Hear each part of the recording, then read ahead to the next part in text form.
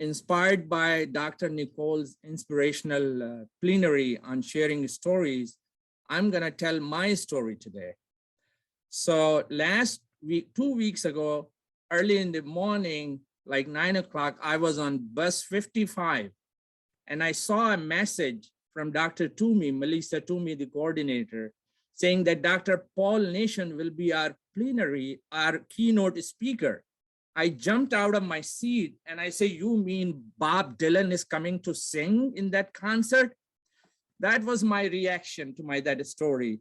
And then I got a surprise when she offered me the opportunity to introduce to him. And these 3 phrases came to me in my dream. Trust me, I find it difficult to categorize my story, whether this is a concealed story or a stock story, or this should be a transformative story. Anyhow, you will decide. I will share these 3 phrases with you and the story behind that. The first one is PennTESOL activist, my first phrase for Dr. Paul Nation. Now, his activism is not restricted to producing a scholarship. He is one of the few scholars who shares his resources free with everyone. Every fall and spring, my students download graded readers from his websites. And Dr. Nation's, these graded readers are amazing. My students' favorite is Indonesian love story that they read. And I, as a teacher, I download vocabulary measuring test and I see all those videos. So there are lots of resources. Is that kind of activism that I'm talking about of Dr. Paul Nation. And it's all available to everyone. You have word list, you have videos, you have most of the articles and things that you have written, free accessibility to all. I have not seen this. My second phrase that came to me in my dream was influential in shaping the field. So when I started into this field, I started reading 4 strands which make a course a balanced course. And that shifted my teaching a lot. Meaning focus input, meaning focus output. There should be formal teaching of the language and most important, fluency development that our students need. And the books that he has produced are foundational textbook, whether you are doing a diploma or a master's or a PhD. So, and my last is ceaseless flow of scholarship and mentoring. So I am truly honored. I'm truly honored, and it's a great privilege to present my story about Dr. Paul Nation. Dr. Paul Nation, welcome and thanks for accepting our invitation. Well, thank you for that. They're very kind words. I think it's going to be downhill from here on in, I guess. Now, let me share my screen. You might have to guide me through this, folks. I'm from the older generation. Okay. Now, there's something else I've got to click, isn't there?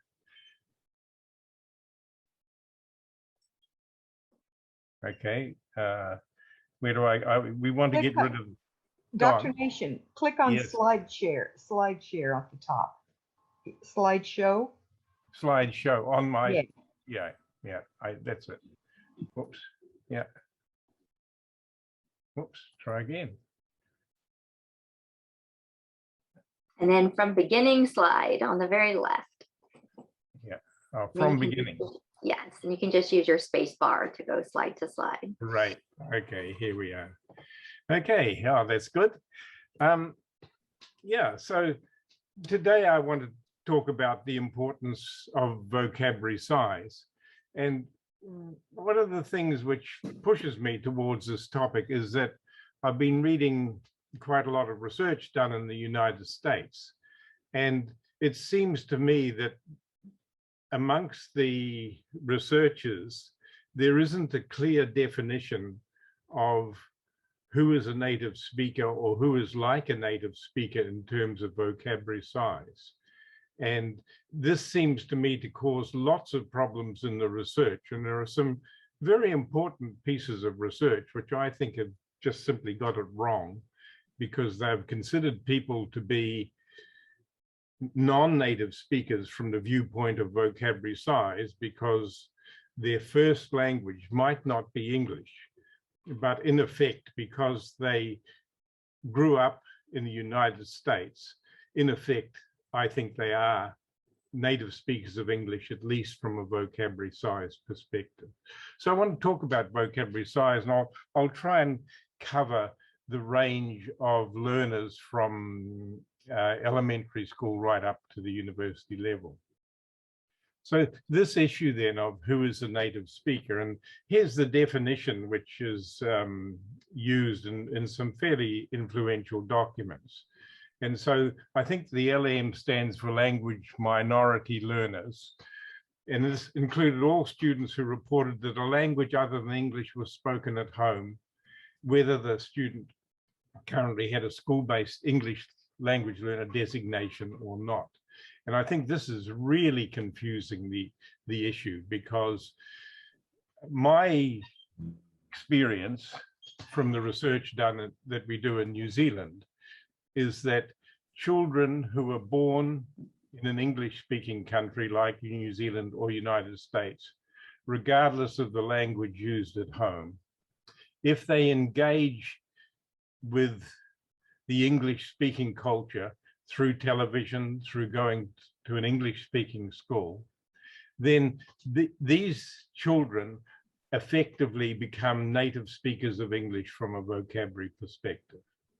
And becoming a native speaker from a vocabulary perspective means that their vocabulary size will grow at roughly 1,000 words a year, around about 1,000 word families a year, starting, I regard the starting point as about the age of 2 or 3 years old. But so the rule of thumb then for looking at a learner who at school who was born in the United States or came to the United States at a very young age, the rule of thumb would be to take their age -2, multiply by 1,000, and that would give you their probable vocabulary size. And that's a fairly good rule of thumb. So this rule of thumb then is age -2 times 1,000, and the -2 accounts for the very early years of life, because speaking doesn't really, learners don't really start producing language until about the age of 2. Now this has implications too for vocabulary testing. We tested learners in New Zealand primary schools and secondary schools in New Zealand. And in secondary schools in particular, we looked at the difference in learner scores between tests which were administered to the whole class, vocabulary size tests, and tests where there was a one-on-one testing situation between the supervisor and the learner. So the supervisor sat next to the learner, keeping them motivated and saying, good, yes, that's good, not telling them whether the answers were right or wrong, but just saying, yes, you're doing well, carry on, pay attention, motivate, do the test as it should be done. And for about 1/3 of the learners, there was a very large difference in the vocabulary size measurement between the group administered tests and the tests where the teacher sat beside the learner when they were taking the test. And this difference in vocabulary size, when I say is very large, we're looking at the effect of 2 years or more of schooling in terms of the difference of vocabulary size. And this applied for about 1/3 of our secondary school learners. Now, the problem is then, if teachers give group tests to learners who are perhaps not highly motivated by school and not truly engaged with school, they will get low results which don't reflect the learner's actual knowledge. But the teacher will think that this low result actually reflects the learner's commitment to school and so on, and see it as being correct, when in fact it's not correct. One of the very extreme examples of this was when one of my students came to me, a teacher, and said, I've given a test of the academic vocabulary to my learners at the beginning of secondary school. These are learners who are about 13 years old. They got about half correct. And he said, so they really don't know the academic word list.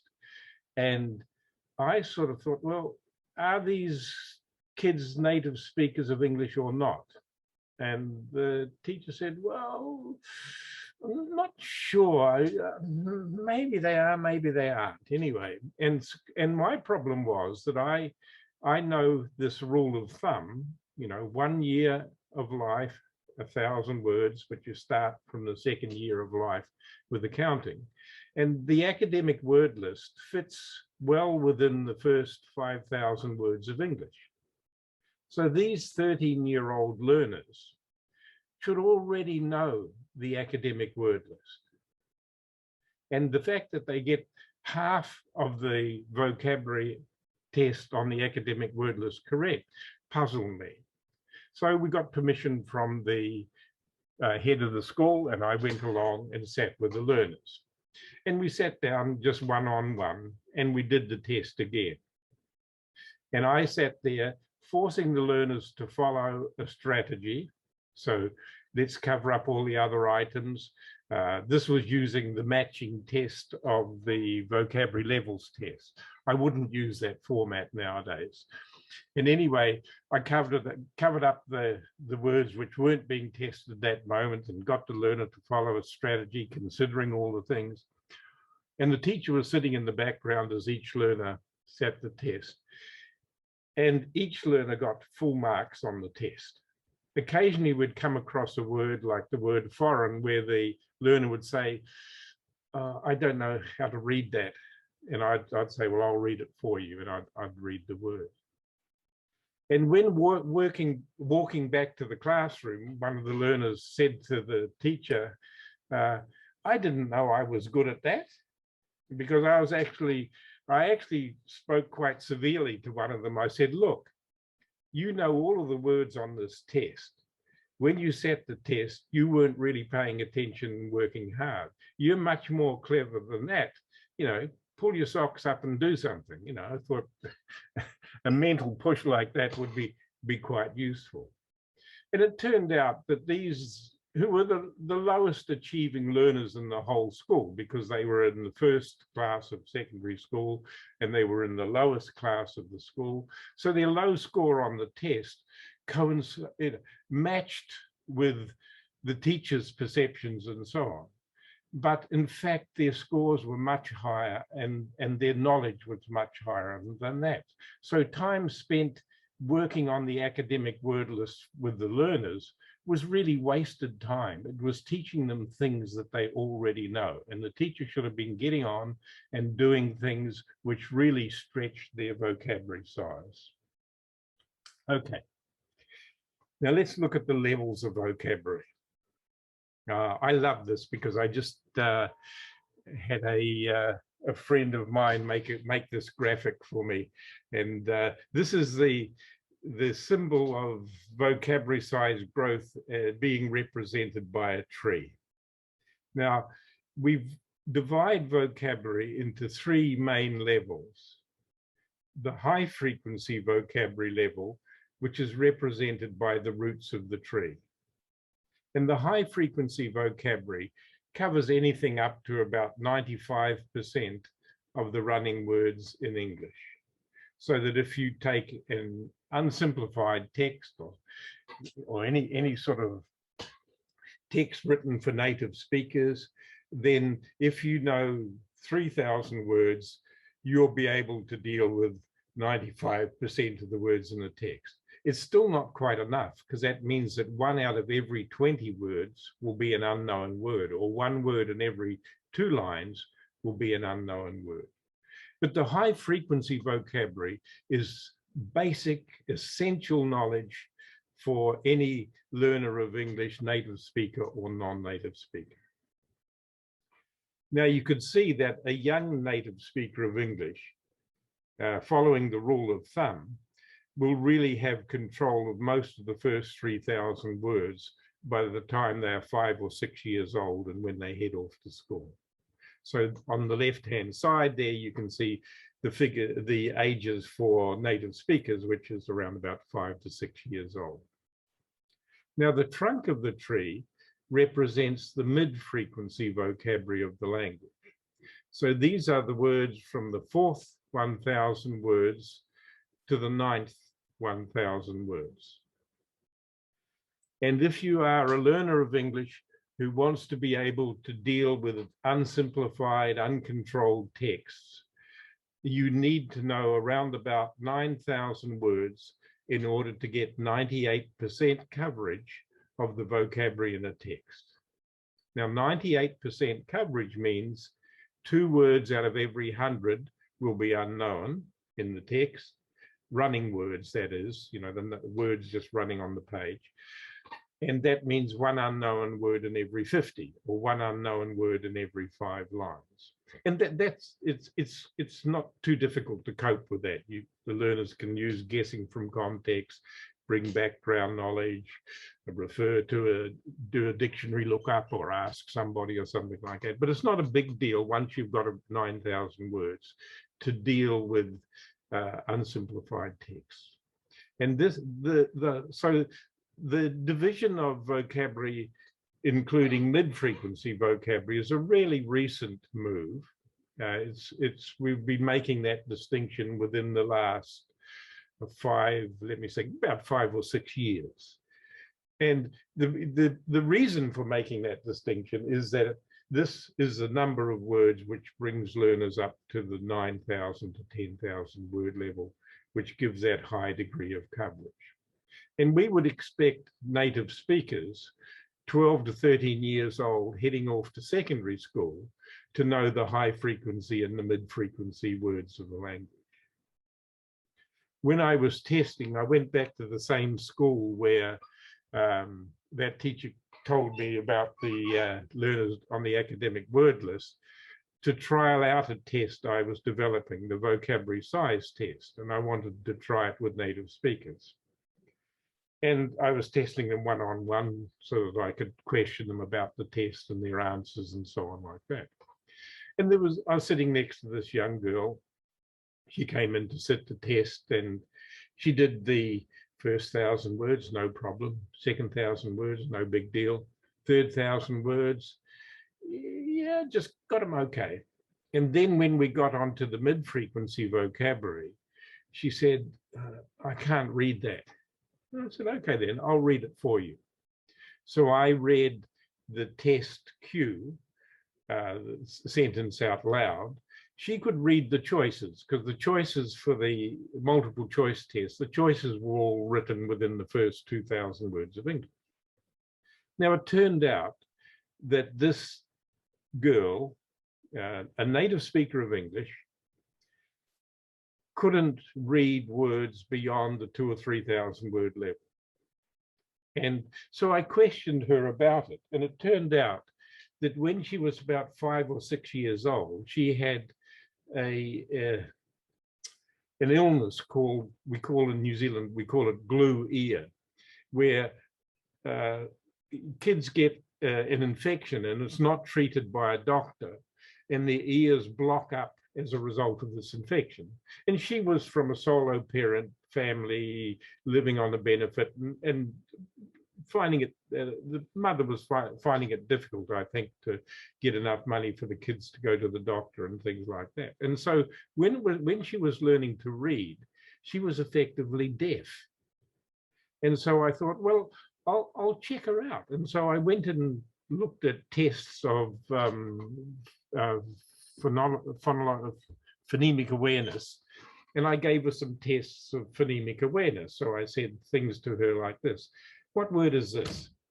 K, a, t. Can't answer. Okay, let's do another one. R, a, n. What word is that? And the learner couldn't do it. Now, being able to do things like that, to realize that the individual sounds of a word, individual sounds can go together to make a word, is a really important cognitive step in learning to read an alphabetic language. And she didn't have phonemic awareness, which was, it actually quite surprised me. And as a result, she really couldn't read beyond the 2,000 or 3,000 words of English, which really wasn't enough to do reading. And she was really keen to read. She really wanted to read. And because kids at school read what they have to do at school, but they also pass books around amongst themselves. And she was getting these books from the others. Oh, this is a good book, you should read this, and so on. A lot of it teachers would call rubbish, but I wouldn't call it rubbish, but they were books that really grabbed the kids. And she really wanted to read those, and goodness knows what sense she made of them. But when she completed that test with me sitting next to her, she scored 9,000 words. Now, 9,000 words is at the low end of the scale, because given her age of 13 years old, she should have been scoring around about 11,000 words, because 13 minus 2 equals 11. So her age, 13 minus 2 times 1,000 equals 11,000. But she was scoring around about 9,000. And that, I'm sure, was because she was not increasing her vocabulary size through reading, simply because she couldn't read beyond the first 2,000 words. But what is striking is that she still managed to learn the mid-frequency vocabulary, because when her glue ear eventually cleared up, maybe she got treatment for it or something, and then she could learn from listening and that. And so all native speakers, and I think all young non-native speaking learners of English who are either born in an English-speaking country or come there at a young age, learn the high frequency and the mid-frequency vocabulary in spite of what teachers do, or with the help of what teachers do, depending on how optimistic you are about viewing it. But it's unavoidable. People just learn that vocabulary. So she had actually learned it largely through listening. Now, the mid-frequency vocabulary is quite interesting, because the characteristics of mid-frequency vocabulary and why it is represented by a trunk in the figure of the tree is that this vocabulary doesn't really change. We can make very stable lists of high-frequency vocabulary. And if we do it properly with really good corpus work, high frequency lists made by different researchers will overlap to a large degree. And by a large degree, I mean for the high frequency vocabulary, well over 90% overlap. Some research shows overlaps of around 70 or 80%, but those are studies which haven't really properly controlled the way that they do the different analyses from the corpus.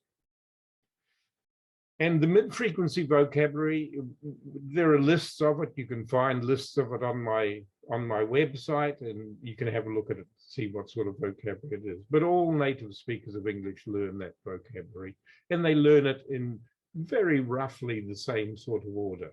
The work by Andy B. Miller in Canada shows this for young native speakers. Now, the low frequency vocabulary is represented by the branches of the tree. And the branches of the tree head out in various different directions. Hobbies have a big effect on the low frequency vocabulary that you learn. Kids get interested in dinosaurs, and they have a vocabulary about brontosaurus and pterodactyls and things like that. When I gave the picture vocabulary size test in its early versions to kids at school, names of dinosaurs and related creatures were no problem for them, even though they're well and truly into the low frequency vocabulary, the 14th or 15,000 words. You notice viewing is there, watching television. I'm a great fan of television. Television is very good for increasing vocabulary knowledge. And what parents and teachers might see as rubbish, with some justification, I see as really good and important sources of vocabulary learning. Listening is another way of developing in which low frequency vocabulary develops. People talk about various things and they listen and so on. Reading is important. The reading that people do can have a major effect on the growth of low frequency vocabulary. I read a lot. I probably read about 2 or 3 novels a week or something like that. And that has had quite a major effect on my vocabulary size, especially now that we have electronic dictionaries, because my house isn't big enough to store a large dictionary, and being able to look it up on my cell phone or on my Kindle is really great. And so my vocab size has grown now as a result of this technology. When people become adults and go off to work, they learn the vocabulary of work. And if you're a builder or a plumber, you've got a couple of thousand words to learn there of technical vocabulary, which will, a large proportion of it will be in the low frequency vocabulary of the language. And then in lower down in the branches of the tree, you see study. And study at school is a way in which learners pick up low frequency vocabulary, largely through technical words and topic words in what they read. Now, it's really important that teachers know where their learners are in this vocabulary growth. Do the learners have good knowledge of the high frequency vocabulary? Do they know the mid-frequency vocabulary? How much vocabulary do they know? Now, for native speakers, the general rule of thumb works pretty well, but it's with plus or minus 2,000. So if you're a 13-year-old, then we would expect your vocabulary to be about 11,000 words. But this actually could be as low as 9,000 words. And in one case, I found someone as low as 7,000 words. But that's still, you know, several thousand words. And it can be quite high. In the highest figure I've found for a young secondary school student was 17,000 words. And that was very exceptional. And this kid was really something. And when we were testing, we were asking questions at the end of the test saying, you know, do you read a lot? What do you do? To try and look at what the influences might be on the vocabulary. And when I asked this kid who scored 17,000, I said, well, what are you reading at the moment? He said, this is a 14-year-old. He said, quantum physics. I thought, okay, yeah, okay, good, understandable. And so this can have a big effect. But in general, for well over 90-something% of the population of native speakers, their vocab size score is going to be within 2,000 words either side of that general rule of thumb.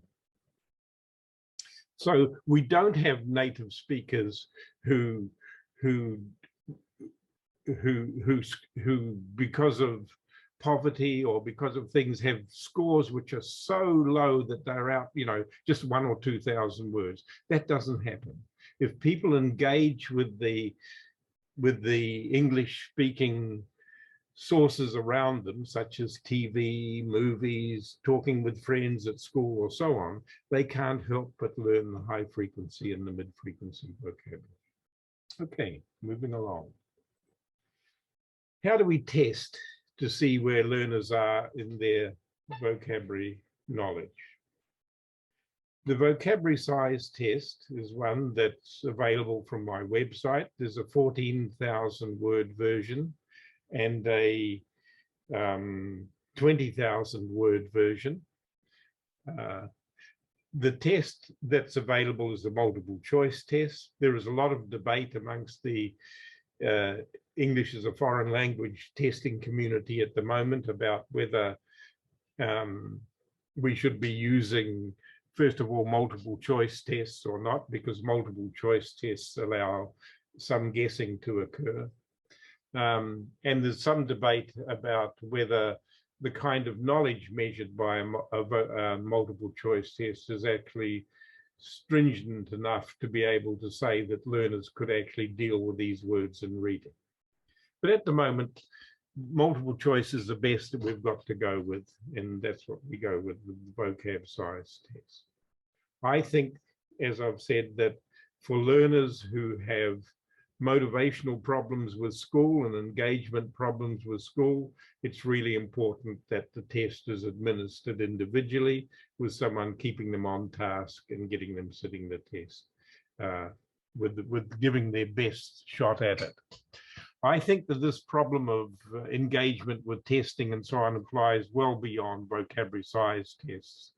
And I think it applies to all sorts of tests at school. And so I think if you have learners who are not really engaged with school and you really want to find out what they know, I think you've got to do individual testing. Now, this is not feasible in many classrooms for all learners, but I think that teachers should do some individual testing with some learners just so that they can convince themselves that in fact the learners don't know more than they tend to show in class.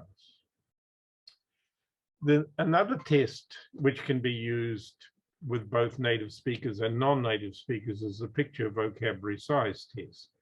And this is available from Lawrence Anthony's website. The initial version of this test tested the first 6,000 words of English. I think we got it wrong. And the reason I think we got it wrong is that when I used this test in New Zealand primary schools, there was a ceiling effect on the test. And so when we were testing 5-year-olds, 6-year-olds, 7-year-olds, and so on, the scores were very high, and yet the scores were not as high as I would have expected them to be. And I think that the test was just providing a ceiling effect with having only 6,000 words. So now I'm about 2 or 3 weeks away from a second version of the test, which will test the first 20,000 words of English. I'm going in for overkill. But the test is designed, it's a computerized test, and the test is designed so that you can stop the test at any point and still get a score for the learners. And my prediction is that when we use it with young native speakers or young learners who are effectively native speakers, then the 7-year-olds, for example, will probably go beyond the first 6,000 or 7,000 words and show that they actually know some words from that level.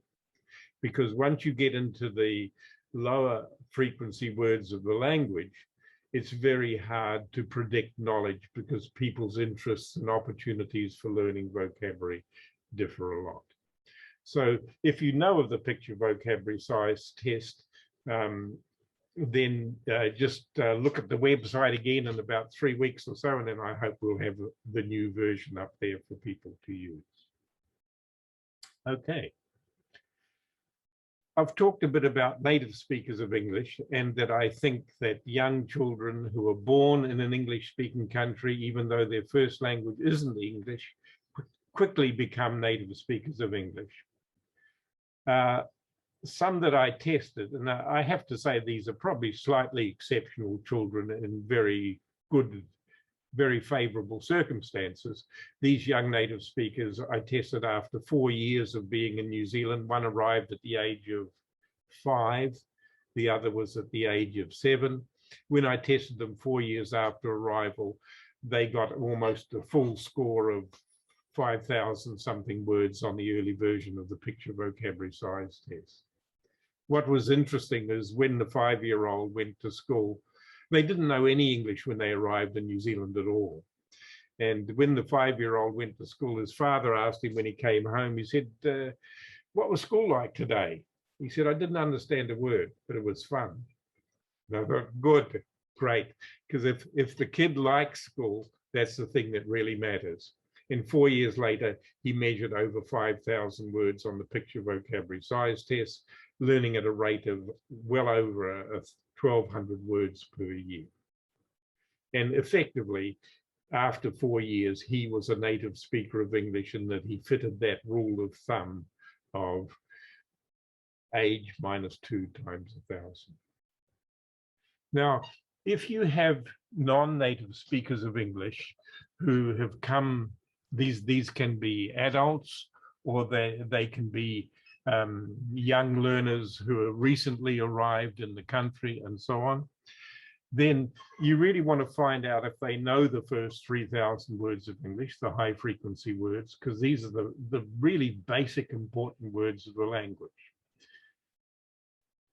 We make a distinction in English between function words and content words. And some people think that function words make, the words like and that and conjunctions and prepositions and so on, make up a large proportion of the high frequency words. That's not so. There are only around about 170 function words in English. And so 170 out of 3,000 is a very small number, a very small proportion. And so there's a lot of really important high frequency words that learners must know. And teachers should really find out whether the learners know these words or not. And the best way to do that for non-native speakers is to use one of these 2 tests, which are available free from my website. I didn't develop the tests, other researchers developed them, but they kindly made them available for free distribution. One's called the Updated Vocabulary Size Test, and it measures the first 1,000, second 1,000, third 1,000, up to the 5,000 words of English in 5 separate levels. And when using this test, you can choose any level. You don't have to get learners to sit the whole 5,000 words, which would be sitting about 150 items of a test. It would be too much. But you can just choose 1 or 2 levels and test those. And so if you're a teacher wanting to use it with young native speakers in a school, then the idea would be to pick one learner and who you thought was fairly typical, get them to sit the test while you sit with it and have a look, and then say, yeah, this learner seems to easily know the first 1 or 2,000. Maybe I'll just choose the 3, 4, and 5,000 levels to use. The new vocabulary size test is another version of the levels test, which measures, once again, the first 5,000 words in blocks of 1,000. If you want to know what the first 5,000 words are, then there are word lists on my website, which are free and you can have a look at, and there are also computer programs to use. So if you're working with non-native speakers and people who you think are not like native speakers in vocabulary size, it's much more effective to use these vocabulary levels tests, the updated, oh gosh, I've made a terrible mistake here. They should be called the updated vocabulary levels test, not size test, or the new vocabulary levels test. I'm sorry about that. I've just noticed that. Okay. When you interpret test results, then multiple choice tests and matching tests like that in the vocabulary size test and the vocabulary levels test, they give credit for partial knowledge, because having the answer provided for you and you must make it from a choice, it allows you to answer items which you couldn't probably answer if you had to recall the meaning of the word and provide the meaning yourself. So it could be that some of the words that learners get correct in the test are actually not that well known, but it's still likely to only be a small proportion of the words in the test. Okay, so we've looked at the levels of vocabulary size and things like that. The idea of high frequency and mid frequency vocabulary and so on. Oops. I had to do that to check the time, folks. I forgot to put my watch on at 5 o'clock in the morning, and I can't read the bottom of my computer screen. So we've looked at the various levels of vocabulary, high, mid, and low frequency vocabulary. And we've also looked now at a couple of tests or types of tests for measuring knowledge of this vocabulary size. And that's the vocabulary size test and the vocabulary levels test. The vocabulary size test is most suitable for those who are native speakers or like native speakers. And the vocabulary levels test is for those who are learners who are more like EFL or even ESL learners, but recently arrived in the country or who are adults. Now, what can a teacher do to help vocabulary growth? Well, Mac kindly mentioned the 4 strands. I really like this idea of the 4 strands. It took me many years to arrive at the idea, which is basically a very simple idea. And that the idea of the 4 strands is simply, it's a curriculum design principle. And it simply says, if you want to make sure that your learners are getting the best opportunities for vocabulary growth and for language growth, then 1/4 of the time in a language course, including homework and opportunities outside of school, should involve learning through listening and reading in what we call meaning-focused input. And in EFL courses, this is done through extensive reading and through extensive listening and viewing. It also occurs through conversation where learners talk with each other and do conversation activities and so on. And 1/4 of the time in a course should be spent on this meaning-focused input. And meaning-focused input means genuine engagement with listening and reading. And that means you read not to answer comprehension questions, but you read because you're reading to get knowledge. And in the case of novels and reading stories and so on, you read because you're interested in the story and you want to get the information. You can be challenged to do reading through having read to get knowledge of subject matter and so on. But meaning-focused input is genuine engagement with reading and with listening. 1/4 of the course time should be spent on meaning-focused output, and that is through speaking and writing. And this can involve problem-solving speaking activities in the more formal English classes for non-native speakers. It could be ranking activities and role-play activities which involve learners interacting with each other, and the focus is on the message. It can involve giving prepared talks and where learners actually prepare something that they're going to present, and when they present to people who are trying to understand what they're saying and are interested in the content. And conversation is another opportunity for that. The 3rd strand of a course is language-focused learning, and this is deliberate study of the language.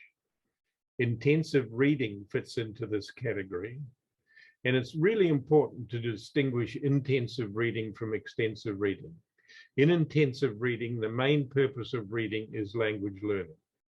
In extensive reading, which fits into meaning-focused input, the main purpose for the learners is to engage with reading and to understand through reading. Intensive reading then involves going through a text and focusing on vocabulary, grammatical features, the discourse of the text, and a whole range of activities like that. It would be really good to develop an app which turns a text into an intensive reading text or provides that. And I think with the technology available today, I think it would be possible to design an app which would provide really well-supported intensive reading activities. Strategy training is an important part of language-focused learning. One of my main preoccupations at the moment is trying to get behind what I think are the main principles of learning. And I think that learners should be taught the principles of learning.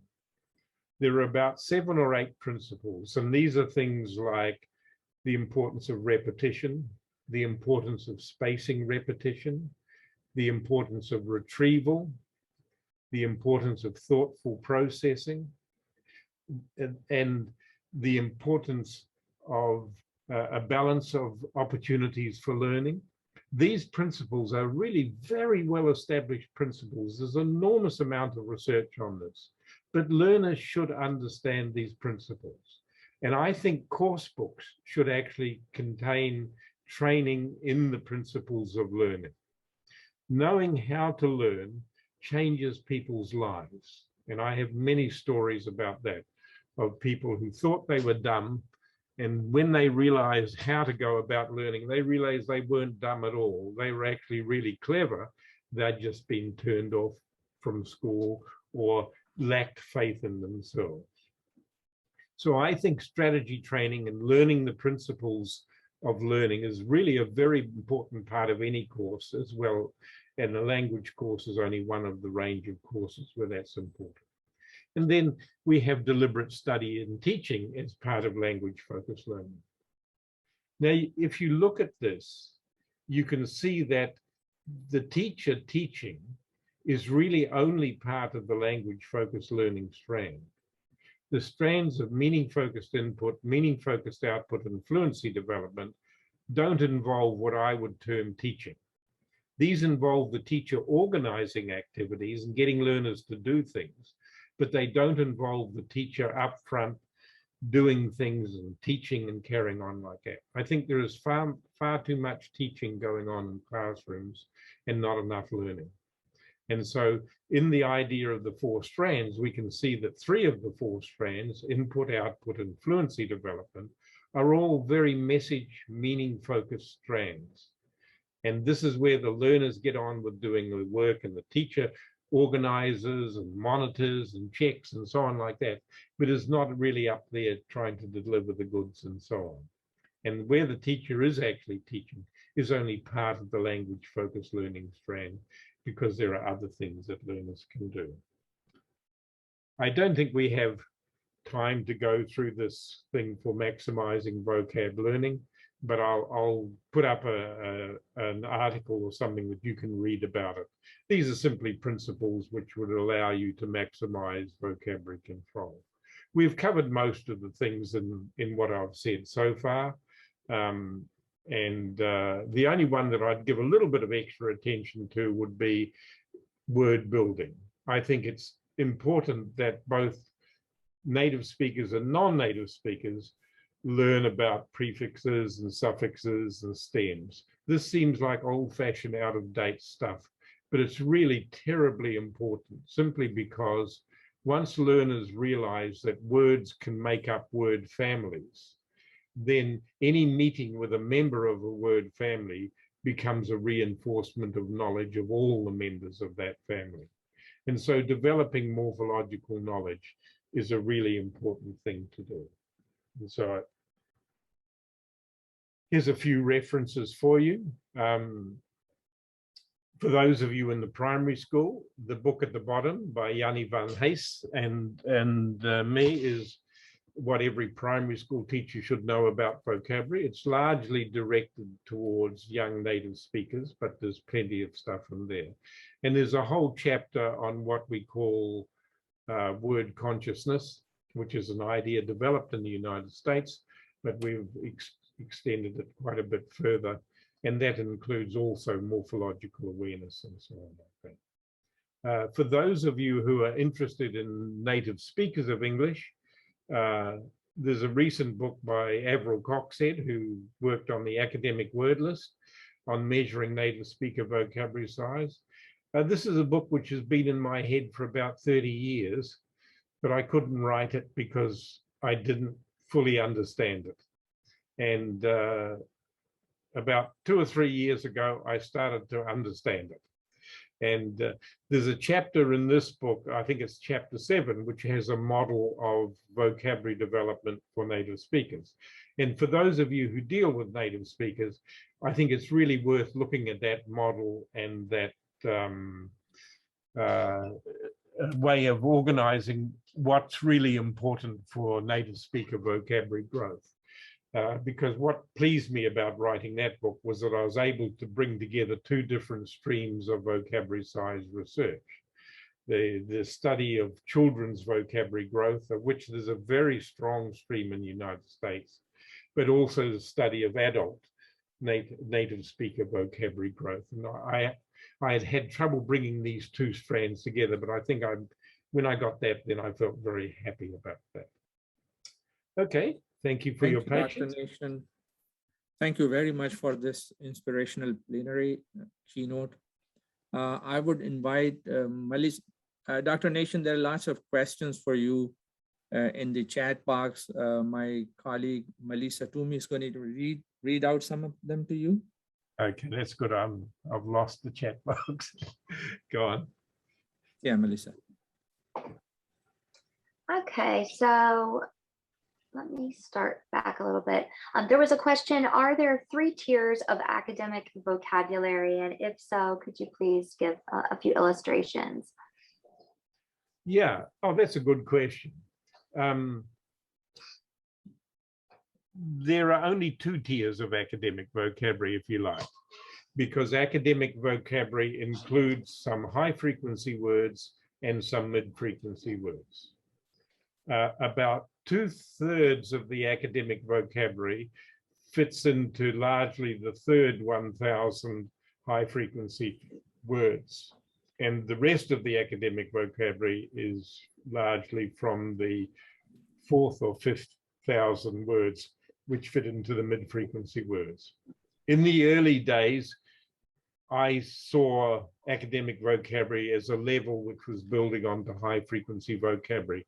But then I realized later, along with technical vocabulary, that in fact, these are 2 different kinds of vocabulary. And we have to see academic vocabulary as a different kind of branch from the others. And academic vocabulary can be high frequency or mid frequency, and technical vocabulary can be high frequency vocabulary or mid frequency vocabulary or low frequency vocabulary, depending on the nature of the thing. Yep. Okay. Oh yeah, go on. There's something about motivation. Oh, go on, carry on then, Melissa. You'll do better than me. Actually, let's go back up a little bit earlier. And Mac and I both had a question about spoken tests. Yeah. And so go ahead, Melissa, Mac. I can ask directly. Dr. Nation, Dr. Cox said a few years ago, came up with a new list of academic spoken vocabulary list. Yes, yes. And I don't know if we have any tests to measure the academic vocabulary of our students. Oh, well, there are tests for measuring the written academic vocabulary list. I'm not sure about the spoken vocabulary list. Right. I don't think that there is. Yeah, I think that's a gap. Mm-hmm. Yeah, it is a gap. And I'll talk to Avril about that. Yeah, thank you. Yeah. And I just had a piggyback question about that same thing, about discipline-specific spoken vocabulary size. Yeah. So, you know, especially at the collegiate level. Yeah. Oh. So let's go ahead and maybe do a couple more questions that. Well, about the discipline-specific vocabulary. Oh, yes. That's what I call technical vocabulary, but there are 2 meanings of technical. And the way I use it is probably a little bit different from the way some other people use it. I see technical vocabulary as being closely related to a subject area. And so some technical vocabulary can be actually high frequency vocabulary. So for example, in medicine, you could argue that the names of parts of the body, even like ear, nose, throat, and so on, are actually technical vocabulary in medicine because they're closely related to medicine. But some people, sensibly, I think, use technical vocabulary to mean vocabulary which is really only known by people who know that subject area. And so you've got to be a little bit careful when you look at people talking about technical vocabulary to see what they're talking about.